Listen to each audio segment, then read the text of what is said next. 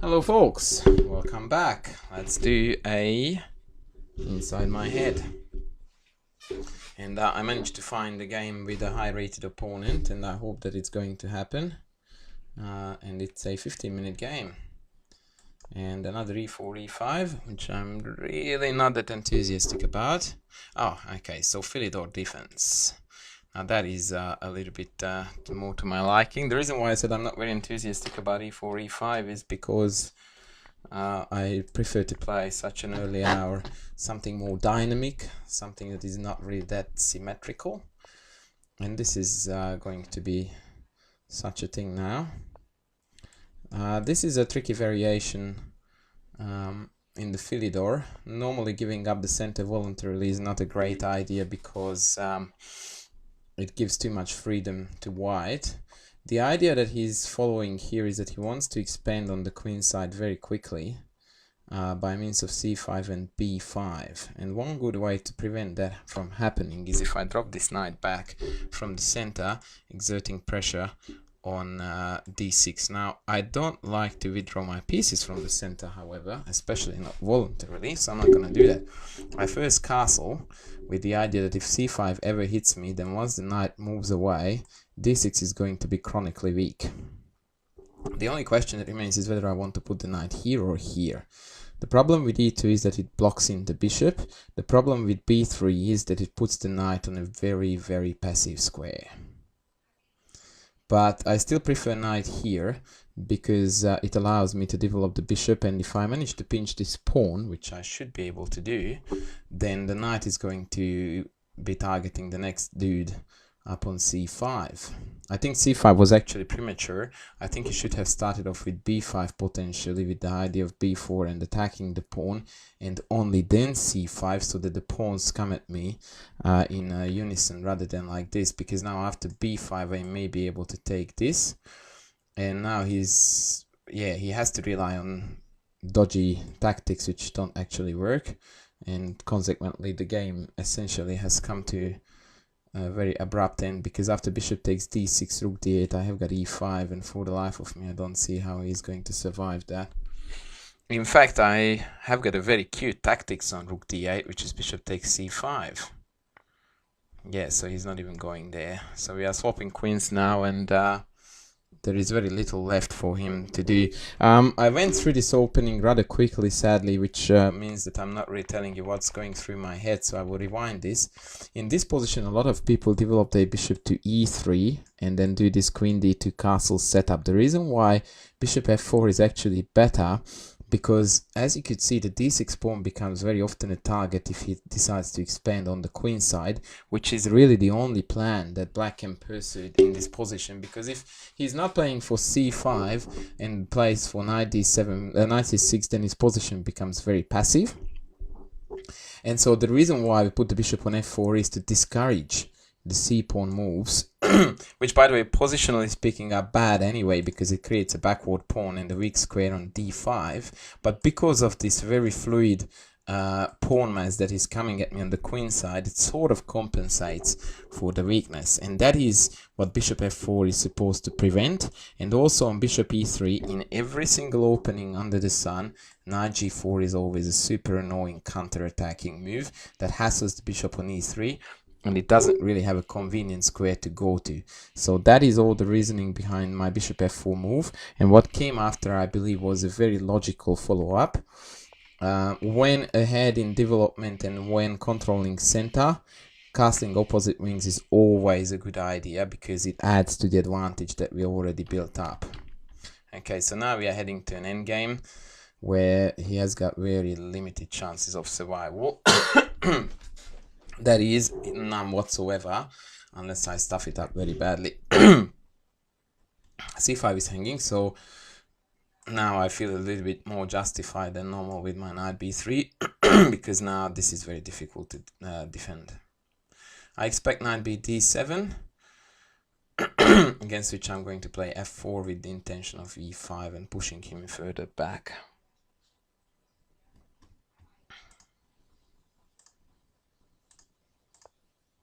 Yep, everything goes according to plan.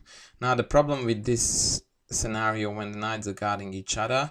As soon as I attack one, the other one becomes vulnerable.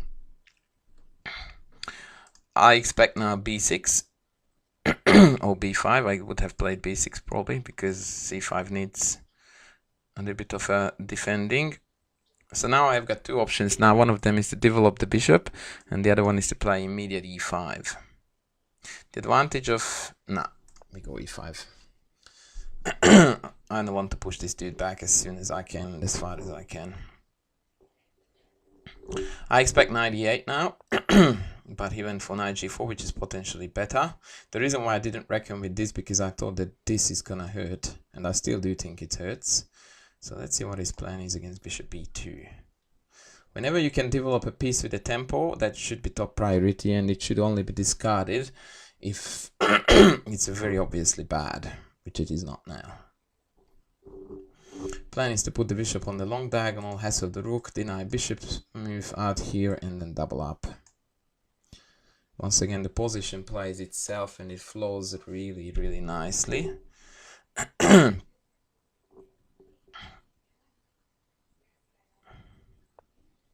Now he might have this and this planned. Both of them are a little bit annoying. So it's time to think. I'm looking at knight a5, which denies knight c4 as well as announces knight c6. I do like that actually quite a bit. Yeah, we do that. The knight on b3 has fulfilled its duty. I didn't really have chances of attacking c5 anymore, and knight c6 is a very, very nasty threat, because if the rook then plays rook b6, I then have check, takes the bishop, and take the knight. And if he drops back to f5, I will probs... I actually wanted to drop back to d2, but the knight d4 shuts me out, and I don't like being shut out.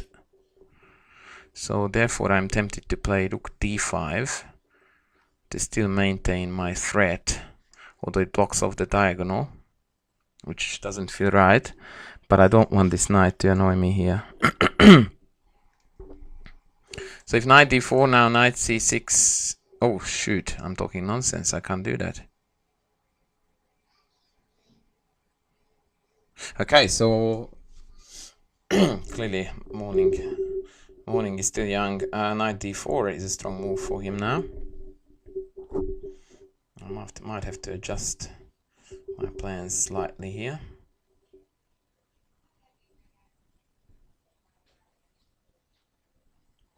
Yeah, I think after knight d4 I'm gonna play knight e4, and I will allow them to take here, because my knights are taking very, very, very commanding positions. And the idea is, and this is something that we should learn from the good old Capablanca, is that very often you change or trade a certain type of advantage for another. So in this position, my bishop is a huge trump card in my hand, and after knight d4, it would have felt like we gave away a big chunk of our advantage. But in fact, by swapping the knight off for the bishop, I also managed to take away his only piece that was remarkably active, and these two are really just a burden for black. And so even at the cost of doubling my pawns and getting rid of my own bishop, it would have been well worth the business. Now knight e3 appears to me to be a blunder, because after rook d3 the knight will have to go back, and then knight c6 wins. So I don't understand why he did that instead of knight d4. Knight d4 should have been played here, and after knight e4, knight takes, pawn takes, I would have had a huge advantage. Probably winning. In fact, it's very funny. Knight d4, knight e4, knight takes f3, pawn takes, and in that position my knight is threatening to go to d6 and trap the bishop on c8 pretty much, because I'm threatening to take and then take on d7, and it's rather difficult to defend. Knight has no good squares to go to, and if it comes here, I'm just pinch another pawn for free. Okay, so that was his only move, to play knight c4 in order to tempt me into taking here. But thanks, but no thanks. I'll just play knight c6, and now knight e7 check is going to win material regardless of where the rook goes.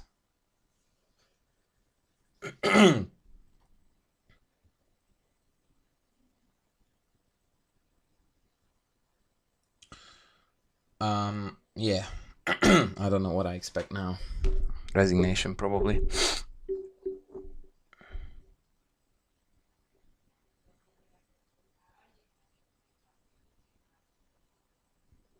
Yeah, I can't see a move here for black.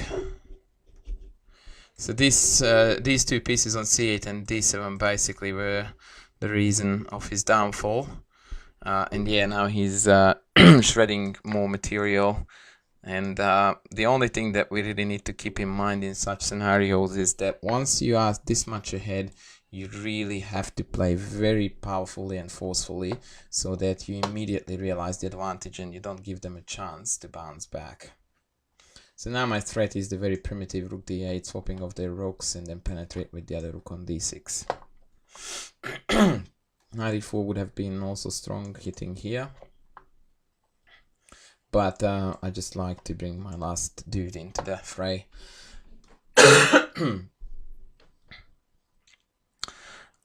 Yeah, waste of time from here on really, but yeah, we are going to play it out, I suppose. Bishop e6.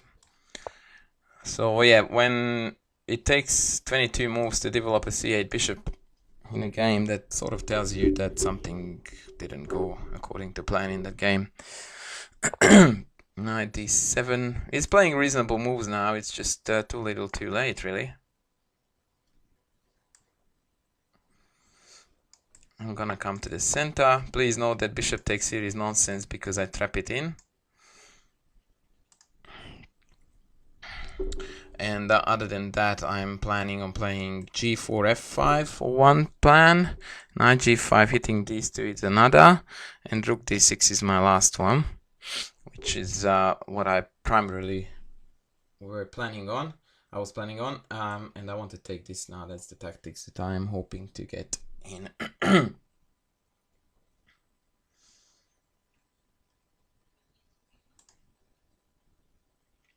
And yeah, his position is just ridiculously passive and pointless, as is his intention to play on. f6. Okay, take here. Yep, so that's the tactics that I was going for, and it does work. Once again, the awkwardness of the two knights guarding each other. It is never a good scenario when two knights are guarding each other, because once one has to move, the other one becomes unguarded. Many people think on lower levels that when knights are guarding each other, it's a safe scenario. It's not. It's almost always bad because the knights are on the same circuit and they don't cover different squares. And yeah, like imagine if there was nothing else on the board but these two knights. If I place a white king in between them here, neither of the knights could move without losing stuff. Okay, so what I'm gonna do now is to encourage him for a rapid resignation. Is that when he takes back, I'm gonna take the knight, then I'm gonna take this pawn, and then I'm gonna play b3 and trap this bishop in. Technically speaking, rook takes a6 is a better move, but I think this is going to trigger a faster resignation.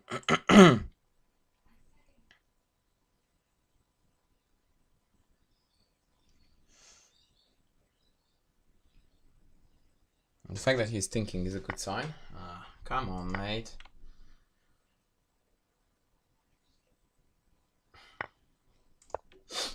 So yeah, now the bishop is Gonski. Yep, he resigned. So yeah, that's how it went. Quick analysis, just to pinpoint again.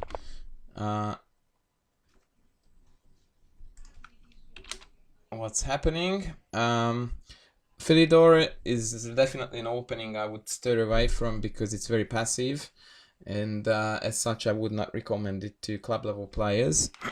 At best as a secondary weapon. And yeah, taking on d4 is a line that has a bit of a venom, but if white plays it well, it's difficult to find sufficient counterplay for the lack of space and backward development. a6 castles. The other stock standard thing to do, which probably is a little bit better here, is to play rook e8 castles and then drop the bishop back to exert some pressure here, and then aim to play something like c6 and d5. Because here he just dropped the pawn, and then one tactics that remained behind the scenes was that after rook d8 I was planning on e5, and I think it's probably best, but bishop takes c5 is very cute, and if rook takes here, bishop takes here, and I want 2 pawns, and the bishop can't take because then I take on d8 and win an exchange for free. It's a pretty neat tactics there. Oh, and that last but not at least, if they play queen c7, then queen sorry, oh, come on dude, then queen e3 is the way to go, and then c5 is safely guarded. So he went to this for this endgame, and this was just a very lost cause because of these two pieces are so super awkwardly placed. The knight has got no moves at all, everything is taken away, so it can't move, and the bishop can't develop here because of the knight is hanging, and basically that just led to further material loss, and then we converted the endgame easily. Please note even here how forcefully and purposefully white plays. Knight in the center, rook penetration, all of my pieces are in very dominant positions, and then the final tactics, well, it wasn't really the final, and once again I believe that this is objectively a stronger move than d7, but I thought that this would encourage him to resign, which it did, because I just trapped the bishop and the rest is utterly hopeless. So I hope you guys enjoyed this game. Wasn't really a tough challenge, but sometimes it's quite beneficial to learn from a quick route where you see one side's plans perfectly executed and the other side more or less just assisting to it. So yeah, I hope that you managed to take something away from it, and I will be back with more soon. Thanks for watching.